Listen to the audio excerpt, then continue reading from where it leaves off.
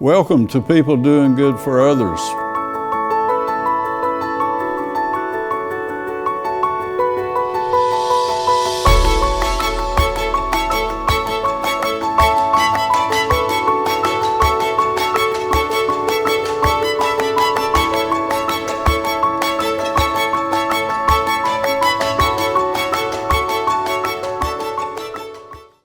Welcome to People Doing Good for Others, where we honor and celebrate and hold in the light those who truly make significant contributions in our communities.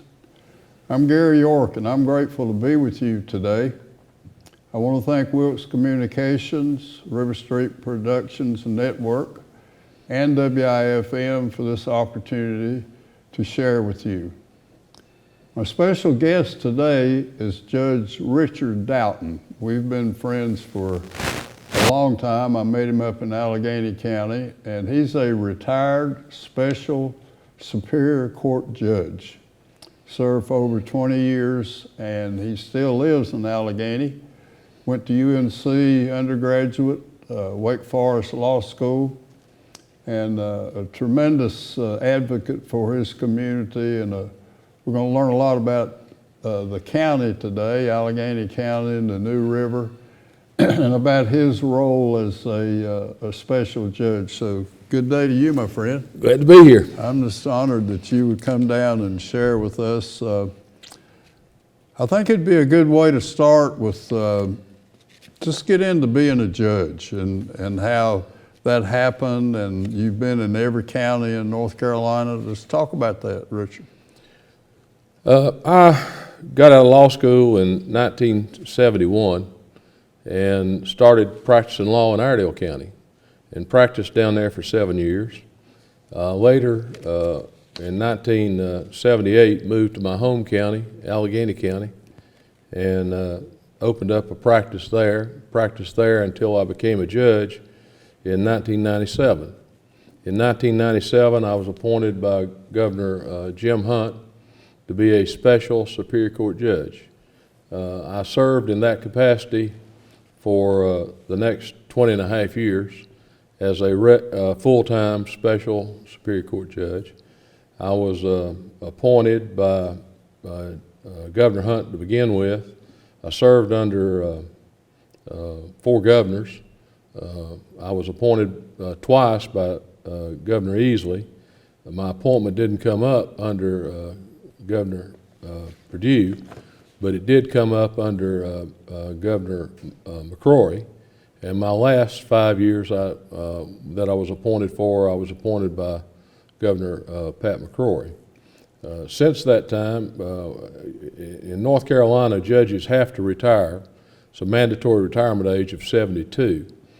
I was 71 and just lacked a few months of being 72 when my 20 and a half years was up, and that term was up, and so I asked Governor Cooper to appoint me as an emergency judge, which he did, emergency Superior Court judge, and I continued to serve as an emergency retired recall judge in that capacity. Now, what does that mean, Richard? Well, we're called on when we're needed, not often, but when we're needed. I've got to go to Bryson City for a hearing Friday, and it's a case in which the judge up there can't hear it, and I heard one part of it some time ago, a couple of years ago, and so they asked me to come back and hear that on Friday, which I'm going to hear that Friday. But we hold court periodically based on the need and when they don't have a resident judge that can be available to hold that court. So Richard Doughton, a special Superior Court, that gave you the opportunity to hold court in every county in North Carolina? It did. There's only, I think, 7 judges who's actually held court in all 100 counties in the state, in the history of the state. My job was to go for some of the longer cases, and I also did some cases that nobody else wanted to hear. And eventually I got up to close to the 100 counties, and the assistant director of the administrative office of the courts told me that I really ought to go ahead and get all 100 counties, which I did. And then I served in all 100 counties, and I may be the last judge to do that, because there's a lot more judges now than when I started, and the ability to get those assignments is not as easy as it was. And then there's not that many special judges. There's not as many as there was when I was appointed. And how and when did you decide to go into the practice of law? Was it, you remember how it worked, or? I was at Carolina, and my mother always wanted me to go into the sciences. And I had a chemistry class that changed my opinion of that. And I decided that wasn't for me. And I liked the liberal arts. I liked history. I liked political science, and I got a liberal arts degree. And you know, with a liberal arts degree, about the only thing you can do is teach, or there was a lot more jobs back then in 1971 for a liberal arts degree than there are now. But I decided that I wanted to go to law school, and I decided I wanted to go to a smaller school than Carolina, so I applied at Wake Forest, was accepted, and it's been it's the best thing I could have gone into. I've enjoyed every bit of it. I've enjoyed practicing law. Every day. I did. I enjoyed it. I've told a lot of people that I had the ability to get up every morning and go to do something that I enjoyed doing. And a lot of people don't have that privilege. And I thoroughly enjoyed practicing law. I thoroughly enjoyed being a judge. And I hope I've contributed something to my home community. You have significant relationships here in Wilkes County. Some people we've spoke about your great partnerships with some of these guys, men and women. You want to mention some of those people? Well, Bill McElwee has been a friend of mine our whole career. Went to law school with him. He and I have had cases together. We've just been good friends and colleagues my entire career. Tom Horner, the district attorney here, I've known him since he was an assistant DA in Surrey County. Later came here as assistant DA. Later got elected as district attorney here. Worked with him both as a lawyer and as a judge. He's a fine man. Enjoyed working with him. Gary Vanoy is one of my special friends here. He and I have been friends our entire careers, and I think the world of him. John Wilbertson. John's our bar counselor now and for this district, but John's just a fine lawyer. You got some really fine lawyers in this county. Dennis Joyce. I'd leave out some, but and I don't want to do that. Judge Russo was your mentor. Judge Russo and I became friends. One of the early sessions of court that he held after Bob Scott appointed him was in, I think in 1972 or 73. And I hadn't been out of law school long, and he came to Iredell County to handle one of his early sessions of court. And I had a case in front of him there, and he and I became friends there, and we stayed friends our entire life. Judge Russo is now down in Arbor Acres in Winston-Salem, and he's just one of the, he's a man that I've looked up to my entire career. Great.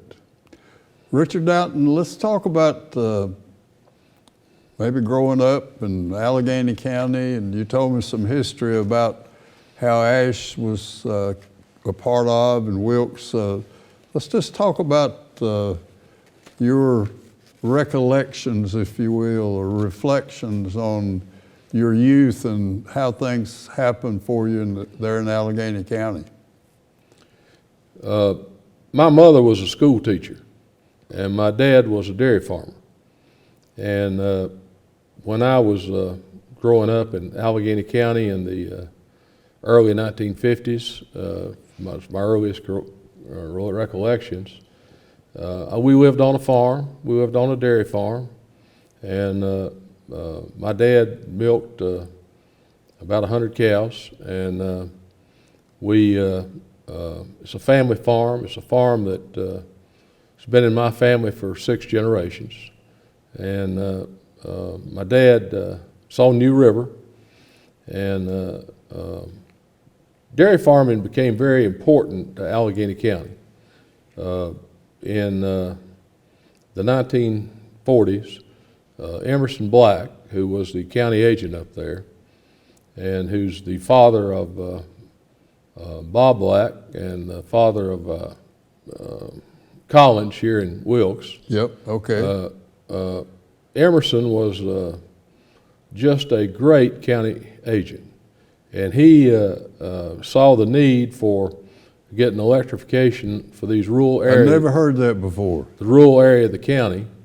So he went to Washington, either late 30s, early 40s, and talked to Congressman Bob Doughton, and together they were able to have the Caldwell Co-op at that time take on Allegheny County. And as a result of that, dairying became a very important industry in our county. Having Electricity, Yep. so you can milk cows. Yep. You can't, you have to have it for cooling, you have to have it for Right. all kinds of things, and milking machines or whatever. Anyhow, he was able to get that done, and it resulted in Allegheny County becoming, I think, the second largest milk producer in the state at that time. I know when I was growing up, there was maybe 300 or 400 dairies in our county.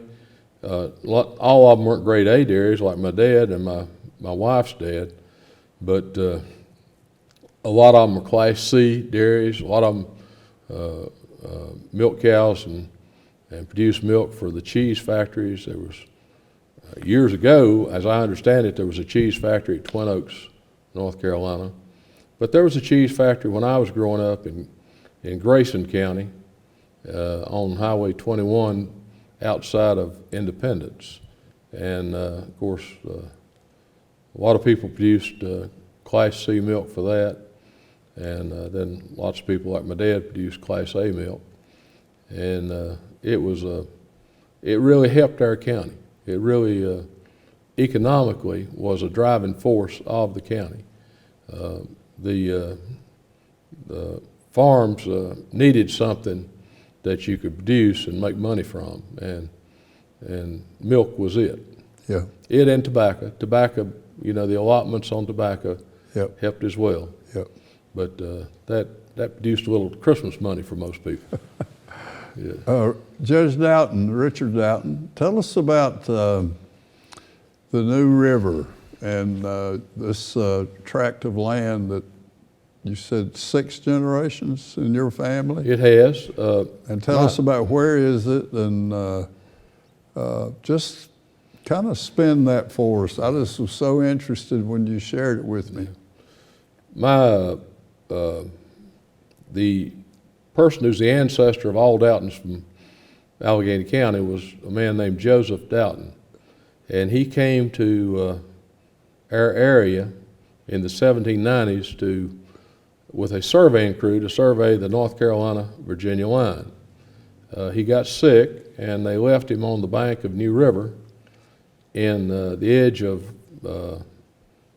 North Carolina and Virginia, and near a farm that was owned by a man named Lieutenant George Reeves, who was a lieutenant in the Virginia militia in the Revolution. And they found him. Apparently they thought he had some kind of fever, and they left him there to die, and they nursed him back to health, and he married George Reeves' daughter, Polly, and they moved across the river. And at that time, the boundary between Grayson County and Allegheny County wasn't all that defined, but he acquired a tract of land which probably was in Wilkes County at that time. Wilkes was the county that joined Grayson County at that time. Ashe wasn't formed until 1799. This was about 1792. And then he acquired other land on the other side of New River from where the Reeves family found him. And Now, is that on this side? It is. On the south side? It is. Would that be south side? South side of New River. Okay. And he acquired that land. We still have between 400 and 500 acres of it, my sister and my brother and I. And we still have cattle on it and still run it as a farm. Last year, the Department of Agriculture designated as a bicentennial farm, which means that it's been in our family for more than 200 years. And I'm very proud of that. I bet. Wow. But Joe Doughton, Joseph Doughton was his name. He was born about 1771 and died in the 1730s. And he was in the legislature from Ashe County in about 1817 or 1818 session. But we're all descendants from him, and we still have that part of that farm. Wow. How about the mentors or people you might remember in and around folks that had a real positive influence maybe? Can you think of some people, or contemporaries maybe of your mom and dad, or just folks that... I can. John Woodruff was a principal, my high school principal. He later became superintendent of schools in Allegheny County. John was a mentor to me when I was young. He insisted that I go to Carolina undergraduate school. I actually was accepted at Wake Forest first and had considered going there, but he said, no, you're going to go to Carolina, and that's what I did. Yeah. But he was just a great educator in our county. He before he died, he started the educational foundation in our county, and it is a result. I don't know if you're aware of it today, but that educational foundation, I think every student that wants to go to further education can get a scholarship through that, and I think they have over $5 million in that account now. And it's an unusual And he started that? He started it, and he's the man that's responsible for it. Before he did that, before he had that educational foundation, if there was some kid that he thought was worthy of going on to higher education, I've known him to fund it personally. And he was just an absolute wonderful guy. I know one friend of mine that I was growing up with, Wayne Miller, who wouldn't have had the means to go to college. John actually took him to college, and I'm sure helped him through it. And Wayne became an executive with the Internal Revenue Service and is retired now and lives over in Abingdon. And there's a lot of stories like that about John Woodruff. John was one.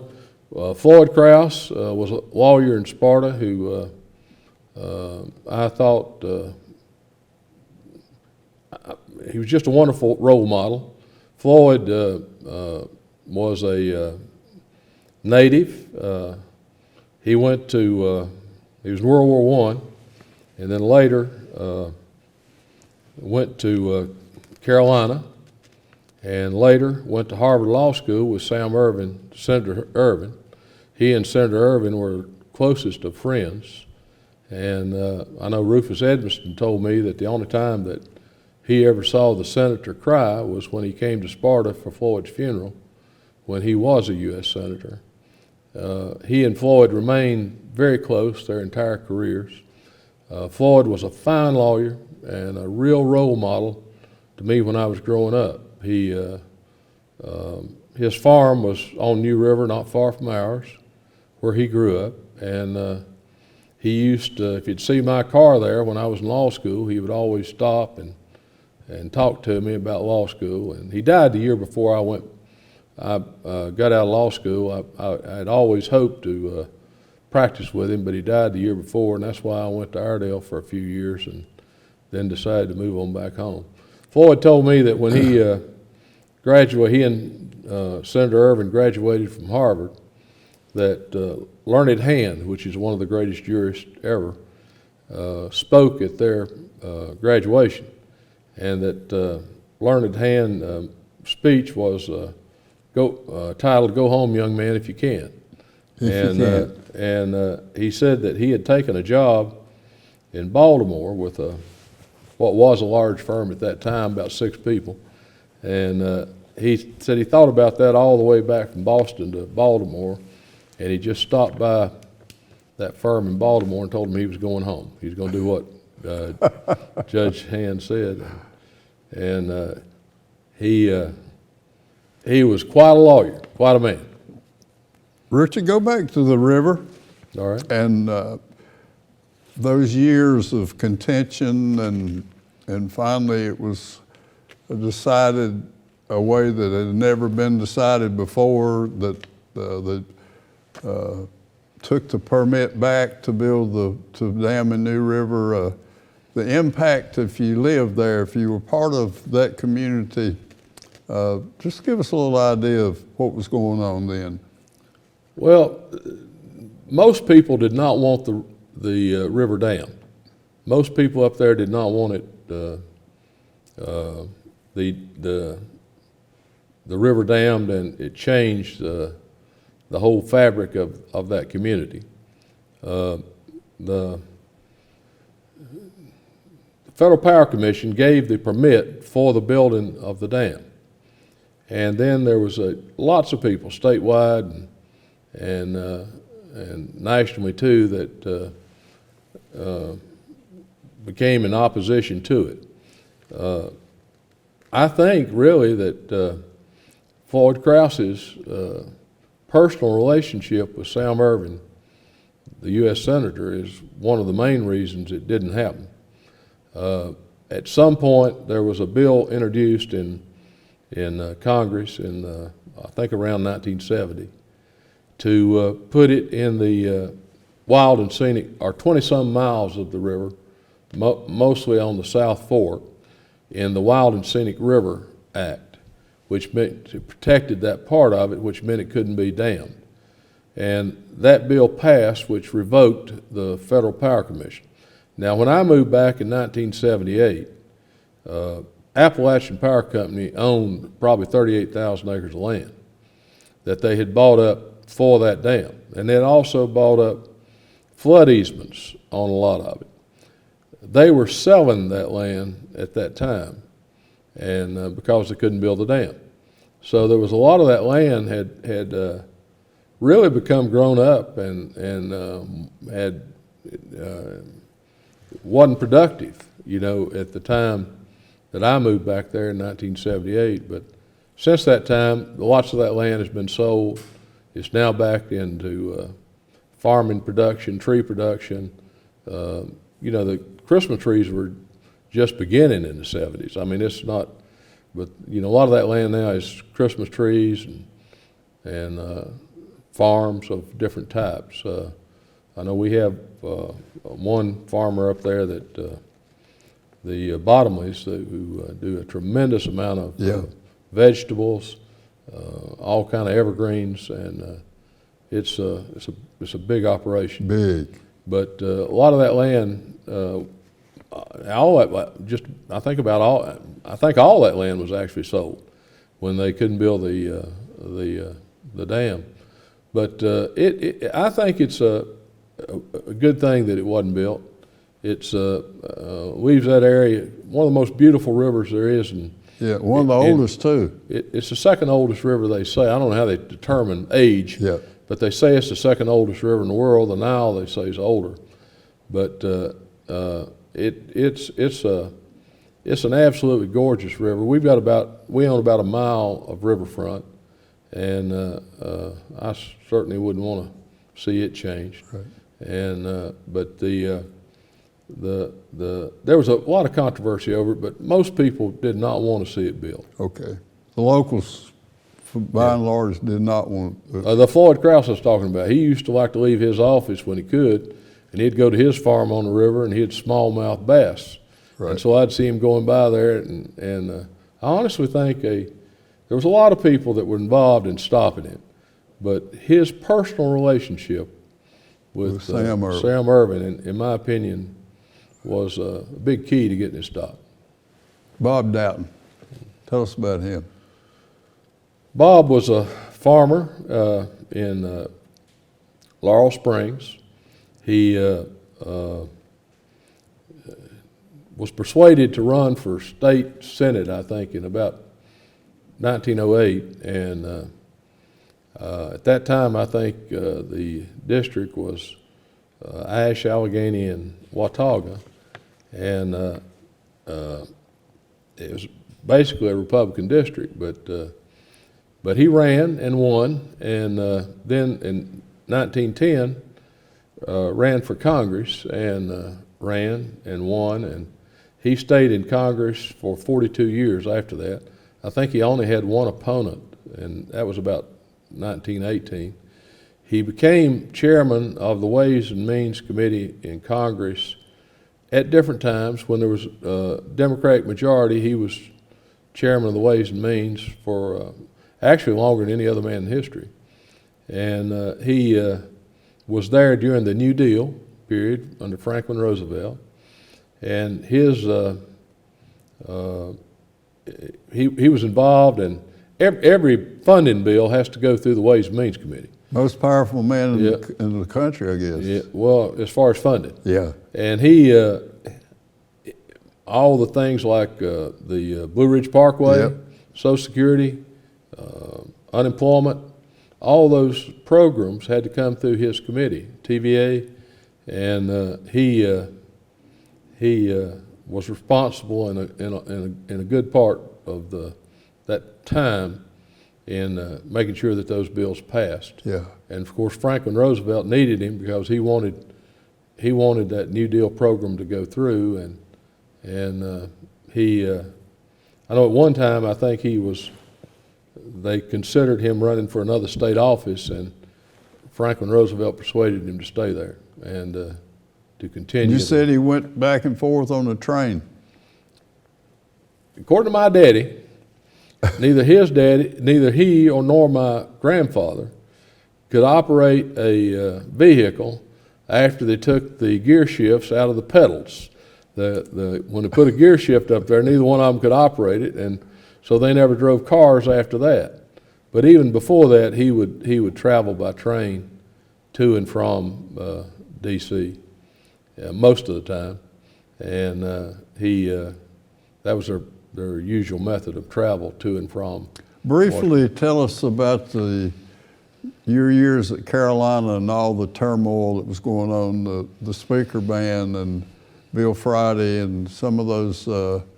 You were just happened to be right there at the time. I was there during the mid-'60s. I finished Carolina in 1968. I was there when the speaker ban was passed. Bill Friday got word of it and drove to the legislative building trying to stop it. But before he could get there, they'd already passed it. And the speaker ban was it was controversial, yeah. And it prohibited dissidents and communists from speaking on campus. And down on Franklin Street, on the Raleigh end of Franklin Street, there's a wall, a rock wall, and they call that Dan Moore's Wall. And they'd have these dissident speakers come, and they'd stand out on the sidewalk out there, and you know, students like to see something controversial, so the students would gather and listen to them, and I guarantee you couldn't have got them to listen to them at all on one-on-one. But you know, it was that time. Yeah. And then Vietnam was going on too. Yeah. Vietnam was very controversial at the time. you had the John Kennedy was killed, and Martin Luther King. Well, Martin Luther was in April of the year I graduated Yep. in '68, but the Vietnam was controversial that whole time. Oh, yeah. There's an area up near South Building called Y Court, where the Y Court building is, and you would have protesters on both sides up there arguing every day. You had a lot of these soldiers that came back and were going to school on the GI Bill, who were very much in favor of the Vietnam War. Then you'd have these SDS and other Yep. organizations that were against it. So you could never pass there during the day when you didn't have a tremendous argument going on about that war. And then you had it was just a turbulent time. And then civil rights was all Yep.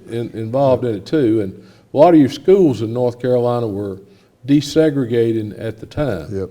Now the university was already desegregated. Yeah. But I remember in April when Martin Luther King was killed, there was riots and for several days, Yeah. and you had to stay in wherever you were living and not get out because it was dangerous. And Richard, I want to thank you for coming here today. What an honor it is to come down from Allegheny and bless us and these experiences that you lived and your family tradition there in Allegheny County. And I want to thank RiverStreet and for Wilkes Communications for this opportunity in my life, and that you would come here today. And what an honorable man, your life in law and as a judge. And when I think of you, I just think about what a blessing it is for me to have the opportunity to speak to you, and thank you for being with us today. thank you. Gary York, People Doing Good for Others. Please come back and be with us next week as we share those who truly matter in the lives of others. Thank you very much.